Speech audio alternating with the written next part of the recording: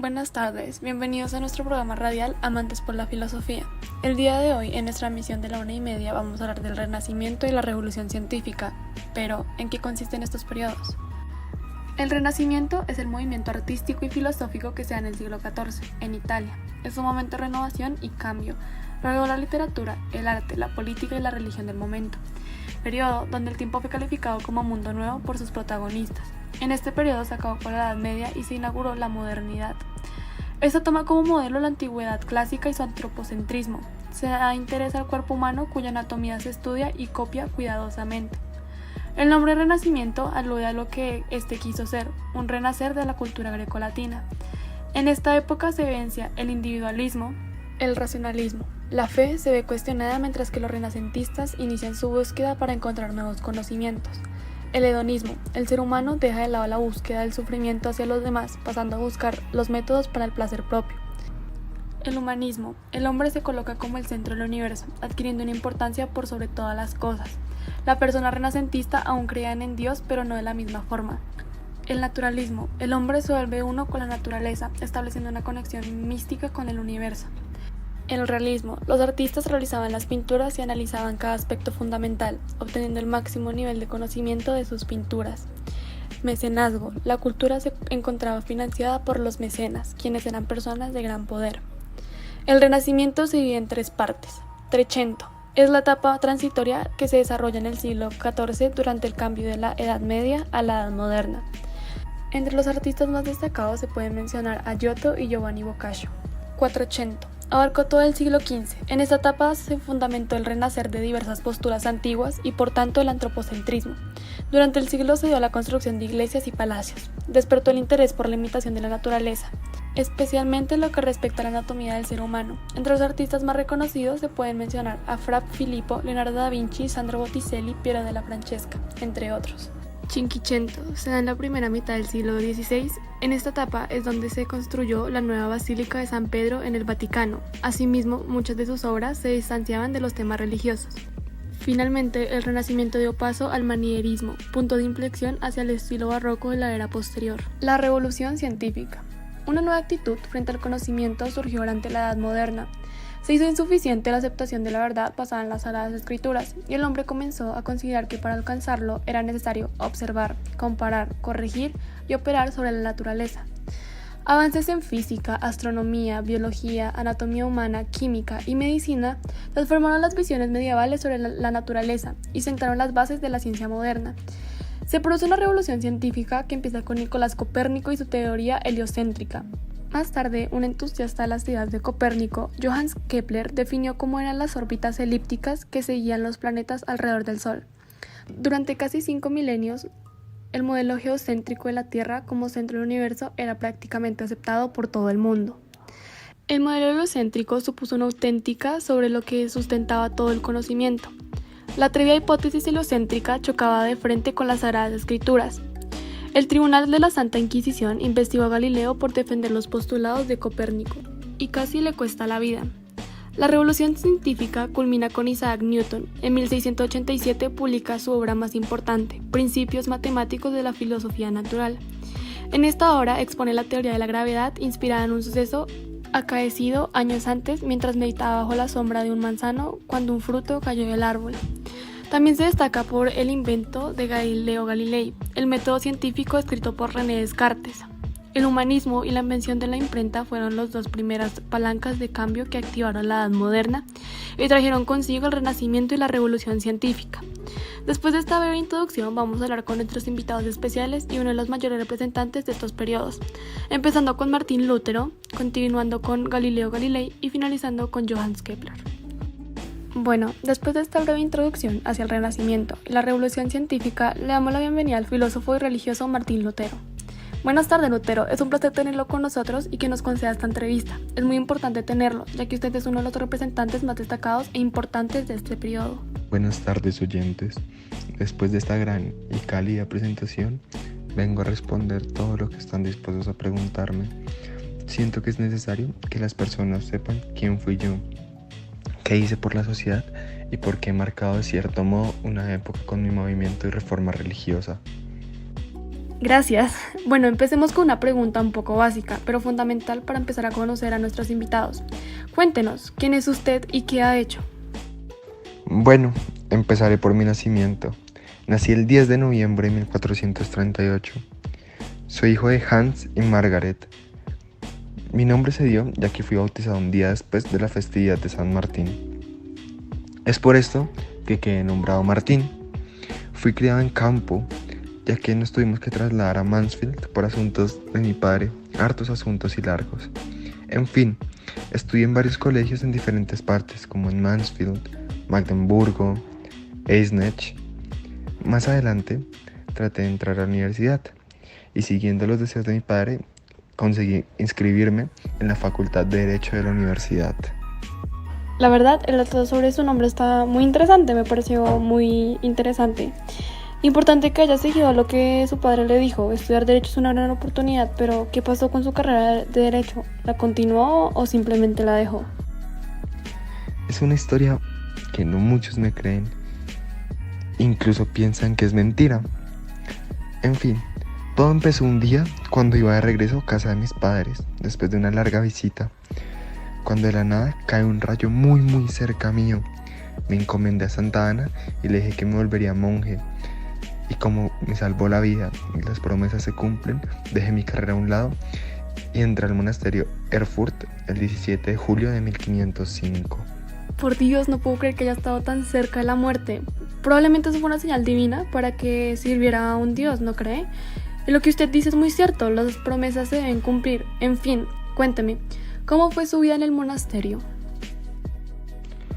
Cuando por fin me dediqué por completo a mi vida en el monasterio, me enfaticé en realizar obras con el fin de servir a otros por medio de la oración y con el fin de complacer a Dios. Entiendo, la verdad, qué experiencia tan maravillosa, pero cuénteme, ¿qué sintió o qué fue o cómo fue esa experiencia para usted? Realmente todo no fue tan maravilloso. Llegó un punto en el que decidí dedicarme completamente a Dios y empecé a hacer sacrificios muy fuertes. Mis ayunos eran increíbles, no te los podrás imaginar, hasta el punto que Johann von Staupitz me ordenó dedicarme a una carrera académica. Ahí entendí que no podía seguir igual. La verdad, estoy totalmente de acuerdo con el consejo que le dio Johann, un gran consejo. En cierto punto puede llegar a ser malo dedicarle la vida a algo o a alguien, ¿no cree? Tienes toda la razón, pero... ¿Qué hizo después de esto? Perdón, qué pena haberlo interrumpido. No hay ningún problema. Ya al volverme sacerdote, comienzo a enseñar teología en la Universidad de Wittenberg. Todo esto me fue dando distintos logros en mi vida. Conseguí mi grado, por ejemplo, recibí grandes títulos y quedé a cargo de varios monasterios. Esto me ayuda a estudiar griego y hebreo. Todo esto me ayuda a entender mejor las palabras utilizadas en las escrituras y me abrió muchísimas puertas. Una de las mejores fue poder mejorar la traducción de la Biblia. Oh, qué interesante hablar esos idiomas. Son los idiomas de las Sagradas Escrituras. Pero bueno, en fin. Ser profesor enseña muchas cosas. Qué bonita anécdota. ¿Todos esos conceptos estaban basados en la Biblia o en algún tema religioso? No siempre, señora presentadora. ¿Sabe que no siempre me basé en temas de la Biblia? Mis ansias me llevaron a nuevos retos. Sin embargo, este fue el tema que siempre me interesó. Y es por eso que me sumergí hasta el fondo al estudiar la Biblia y la iglesia primitiva enfocada al tema humanista. Entiendo. Pero, ¿cuál cree usted que fue el tema que lo llevó a buscar nuevos retos, como usted menciona? Definitivamente el humanismo es un tema muy interesante, ya que fue un movimiento intelectual, filosófico y cultural muy importante. Este estuvo muy ligado al Renacimiento, ya que esta época fue de transición cultural. Esto fue más que increíble porque permitió una difusión grandiosa de ideas del humanismo. Estas determinaron una nueva concepción del hombre y del mundo, y esto consiguió que me llegue a cuestionar sobre Dios, pero sin dejar de creer en él. Buscaba respuestas realmente. Sí, claro, entiendo por completo su punto de vista. Hablando sobre los temas que le interesaron más, ¿cuál otro tema usted indagó? Otro tema que me llamó mucho la atención y es muy interesante fue la iglesia primitiva. Surge en el año 325 a.C. Este se divide en dos fases, el periodo apostólico y el preniceno.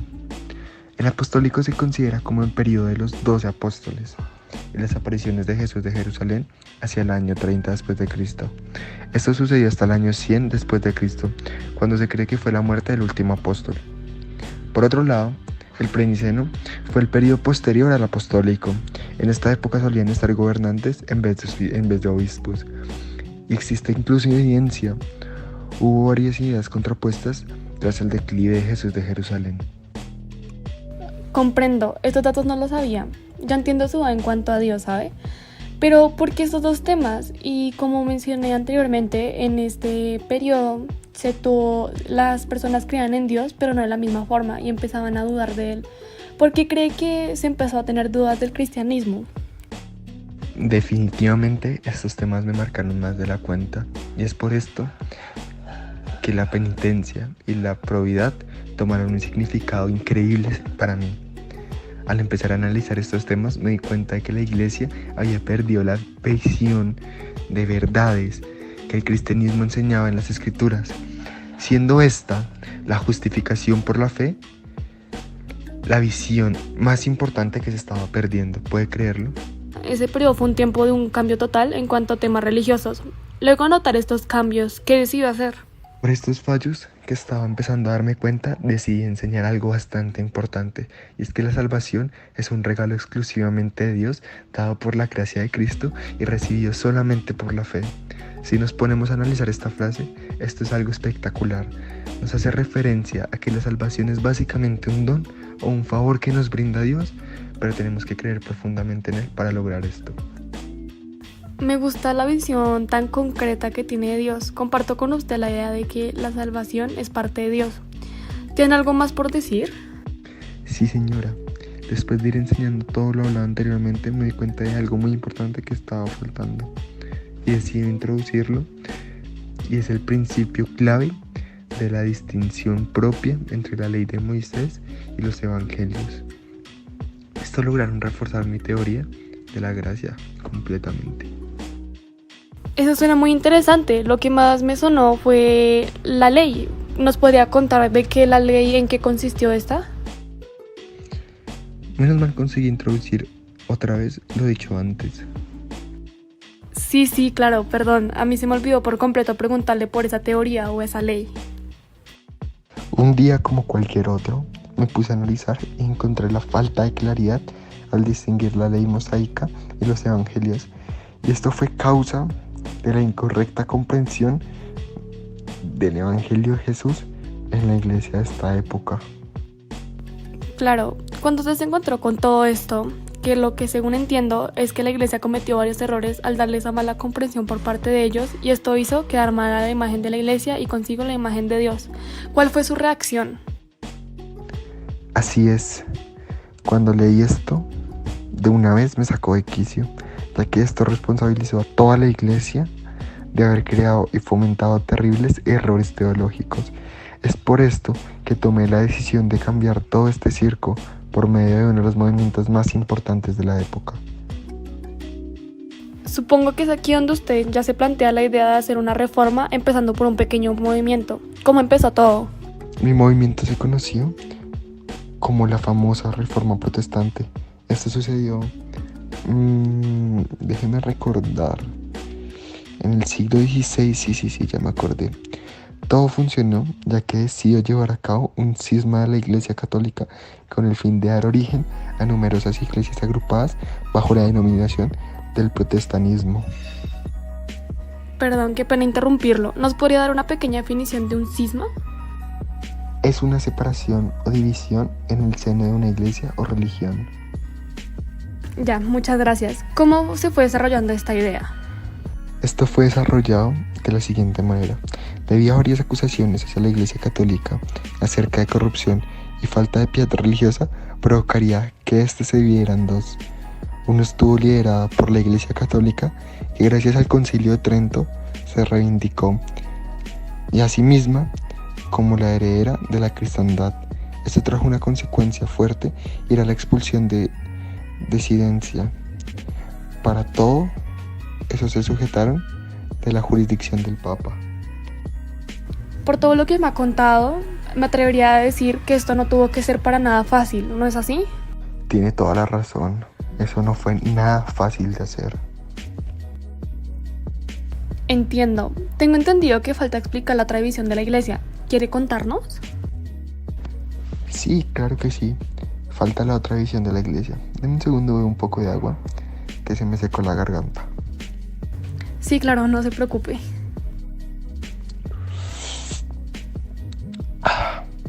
Ya, mucho mejor. Ahora sí continuemos. La otra mitad se fundó ya que varias comunidades eclesiales, o sea nosotros, rechazamos la herencia cristiana medieval y exigimos la restauración de un cristianismo primitivo. Esto llevó a una separación gigante en Europa. Por un lado, estaban los que reconocían al Papa como el máximo pontífice de la Iglesia y los que rechazaban por completo esta teología y la autoridad de Roma. En mi punto de vista, es increíble cómo un tema religioso o una religión puede separar a un continente. Sí, exacto.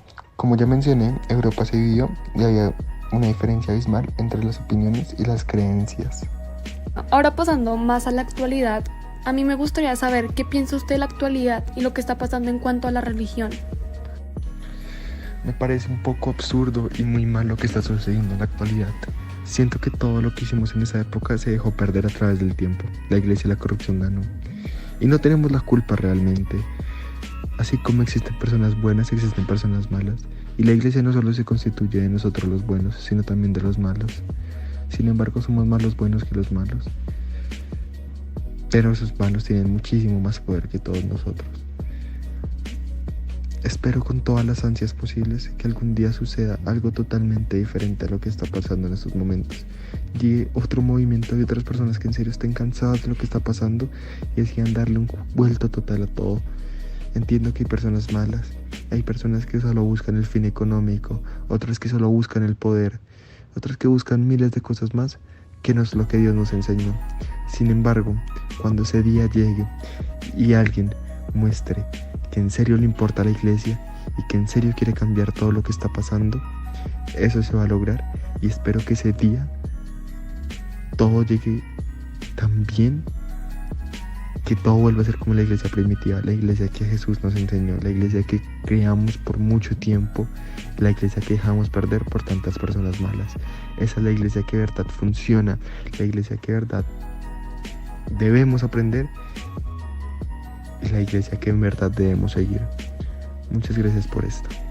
Sí, claro, a usted muchas gracias por acompañarnos en esta entrevista tan acogedora que tuvimos. Y bueno, sí, me tocaría hablar con el programa para ver si de pronto en un futuro podamos hacer otra entrevista y que usted nos cuente más de su vida, que la verdad es muy interesante averiguar, conocer y aprender nuevas cosas sobre usted y con usted. Muchas gracias y espero tenga un feliz día. Bueno, señora entrevistadora, me parece bien lo que ha dicho. Muchas gracias por esta cálida y acogedora entrevista. Realmente siento que aún faltan muchísimas más cosas por contarles. Sin embargo, creo que ya tengo la suficiente confianza para poder hacerlo. Me agradó mucho realmente esto. Puedo disfrutar, contar mis anécdotas, mis historias. Y lo que realmente marcó la vida de muchas personas, con ustedes, sin ningún tipo de miedo, como una persona cualquiera, como un amigo más. Pero creo que sí falta muchísimo más de mi vida que es importante saber. Sin embargo, no les pienso hablar más por el día de hoy, porque ya todos debemos estar muy cansados. Tengo que volver a casa, es un gran viaje. Entonces, ¿qué le parece si cuadramos otra entrevista entre 15, 20 días? Y ahí cuento el resto que falta. Aún faltan demasiadas anécdotas de mi vida y bastantes historias que también son importantes. Lo bueno es que por ahora les dejé lo más claro, les dejé lo más importante y espero que les sirva de algo. Bueno, después de esta entrevista con nuestro invitado Lutero, ahora hablaremos con nuestro siguiente invitado, el filósofo, físico, astrólogo y matemático Galileo Galilei. Hola, buenas tardes a todos. Es un placer estar aquí con ustedes en esto que creo que llaman podcast. Me gustaría empezar con la misma pregunta de siempre, pero es la siguiente. ¿Quién es usted? Me gustaría responderte esa pregunta desde las palabras del físico y científico más influyente del siglo XX, Albert Einstein. Aunque citarlo es complicado por la gran cantidad de citas falsas a su nombre, para no sonar tan narcisista, hablando de mí es suficiente. Dijo, y cito textualmente, es el padre de la física moderna. De hecho, con su obra comienza la ciencia moderna. Se esforzó más apasionadamente que nadie por encontrar la verdad. Si tuviera que escoger una forma de resumir mi vida en pocas palabras, sin duda, Albert se acerca bastante. La descripción que nos dio me pareció muy interesante, pero cuéntenos un poco más de su vida. Claro que sí, supongo que te refieres a mi vida fuera del ámbito académico. Algo más autobiográfico. Sí, exacto, eso era a lo que me refería. Empezaré por el comienzo. Nací en la antigua ciudad de Pisa, el 15 de febrero del año 1584. Mi padre tuvo una gran influencia en mí durante mi infancia y mi juventud. Al menos eso es lo que recuerdo. Él fue un músico y un autor de diversas historias. Un hombre culto para resumir. Me alegró mucho tenerlo como padre. Él deseaba que me convirtiera en médico. Fue así que entré a la Facultad de Medicina en la Universidad de Pisa. Sin embargo, me interesé más en tratados de geometría como el de Euclides o de mecánica como el de Arquímedes, que aún están grabados en mi memoria, los cuales me hicieron dejar la Facultad de Medicina para entrar a la Facultad de Ciencias Exactas. Pese a que muchos solo admiraban mi facultad de científico y astrónomo, la etiqueta de hombre culto que posteriormente recibí se debe a mis habilidades de orador y, al igual que mi padre, tenía dotes para la música. Tocaba el clavicordio con pasión y algunos otros instrumentos de cuerda. Y la literatura. Tuve algo de éxito con algunos sonetos de mi autoría. Y además también tuve un moderado éxito en el arte. Lo que acabo de mencionar es a lo que buscaba llegar en cuanto a su vida académica como artística. Ahora cuénteme un poco de su familia y su relación con ellos. Como a muchos pensadores y científicos que vivieron antes y después de mí, mantener una buena vida en familia y dedicarnos a nuestra pasión de buscar la verdad no siempre iba en la misma dirección. Sin embargo, eso no era el mayor de los inconvenientes con mi familia. Después de que mi mujer me dejara para irse con otro hombre, un tiempo después, mi padre falleció. ¿Cómo fue eso, Galileo? Por lo que me ha contado, su padre de joven tuvo una gran influencia en usted. No solo por su manera de ser, también quería que en parte siguiera sus pasos. Realmente fue algo impactante. No solo por su partida y la ausencia que eso implicaba, además de que sus responsabilidades recayeron en mí, como estar a cargo de mi madre, dar dote a mis hermanas y cuidar de mi hermano pequeño. Además de mis propios hijos, claro, mis 2 niñas y un niño. Pese a la variedad de talentos que poseía, la mayoría de mi vida la pasé en la pobreza, acosado no solo por mis deudas, sino las que heredé de mi padre al morir. Es interesante ver cómo su historia se puede parecer tanto a la de otros científicos y pensadores, no solo en su época. Al parecer, por más que contribuyan al mundo, las deudas no perdonan a nadie. Ahora quisiera que nos contara más de su trabajo científico, empezando por saber cuál es el descubrimiento, avance o experimento del cual se siente más orgulloso, y más ahora que puede ver lo que significó para el mundo tiempo después. Curiosamente, lo que me siento más orgulloso es de haber logrado hacer un experimento que no solo significó el descubrimiento de algo controversial en su momento y toda la polémica que se desató alrededor de ello, sino que establece algo tan importante: la experimentación como medio de comprobación en la ciencia. Ese experimento lo llevé a cabo en mi ciudad natal, la cual ahora es conocida por su icónica torre inclinada. Ese consistía en dejar caer 2 bolas de diferente masa desde la cima de la torre y observar su caída hasta el suelo. Lo que intentaba demostrar era que estos 2 cuerpos, independientemente de su masa, caerían a la Tierra al mismo tiempo. Y efectivamente, mi experimento logró demostrar que caían prácticamente al mismo tiempo, lo cual desató una polémica y una controversia alrededor de mi teoría, ya que ésta iba totalmente en contra de la propuesta antes por Aristóteles, que decía que los cuerpos caerían de diferente manera gracias a su peso y a su tamaño. Sin embargo, la mía era comprobada por la experimentación y fue la que trascendió con el pasar del tiempo. También hubo una polémica acerca de que si había sido el primero en hacer esto. Y resulta que no.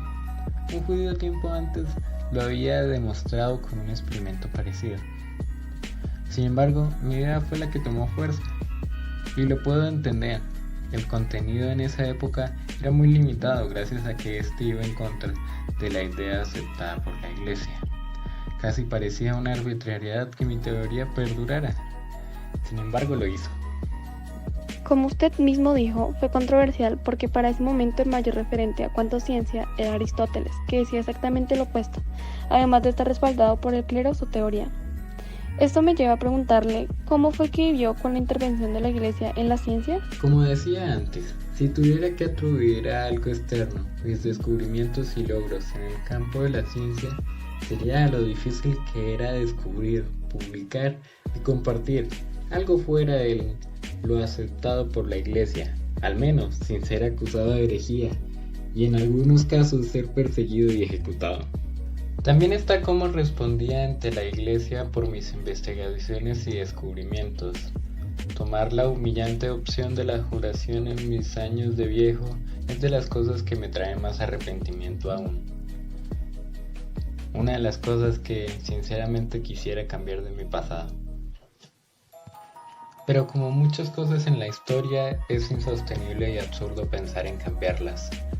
Siendo así, no sabría qué hubiese pasado de mis trabajos y diálogos que sustentaban la teoría copernicana, la heliocéntrica para ser exactos. Teoría que era rechazada por la Iglesia, por lo que ésta decía que la Tierra no era el centro de nuestro sistema solar, sino que en cambio, como su nombre lo indica, era nuestro Sol. Mi trabajo de observación logró demostrar esto por medio de la observación de planetas y cálculos matemáticos alrededor de esto. Déjeme decirle que es increíble tenerlo aquí para que pueda ver todo lo que dejó al mundo con su trabajo, como la comprobación experimental. ¿Cómo se siente o qué opina acerca de cómo ha avanzado la ciencia en estos casi 500 años? Claramente no me hubiera imaginado el crecimiento que ha tenido la ciencia. Claro, al comparar dos puntos de la historia con casi 500 años de diferencia entre sí, podemos encontrarnos con cosas realmente asombrosas. Por mencionar algunas, diría los avances en la astronomía y en la exploración espacial, los cuales son impresionantes y con el pasar del tiempo nos hemos dado cuenta que no están cerca de terminar. Claro, le tengo especial aprecio a este campo por los estudios que realicé y la espina que me quedó por tener que retratarme sobre los hechos que descubrí y que después fueron comprobados una y otra vez. Me alegra ver todo lo que ha avanzado la humanidad en estos años de historia, y más aún al saber que la experimentación en la ciencia ha jugado un papel clave, y que recordemos, en la historia de la ciencia no ha sido muy valorada, pero detrás de todo ha sido la que nos ha ayudado a avanzar como humanidad. Siendo así, no me cabe duda de que estamos avanzando hacia un futuro mejor, donde la ciencia jugará un papel como aliada. Y bueno, con eso me quiero despedir. Muchas gracias por oírme y un saludo a todos nuestros oyentes. Muchas gracias por invitarme. Bueno, con esta reflexión terminamos con nuestro invitado Galileo Galilei. Muchas gracias por acompañarnos.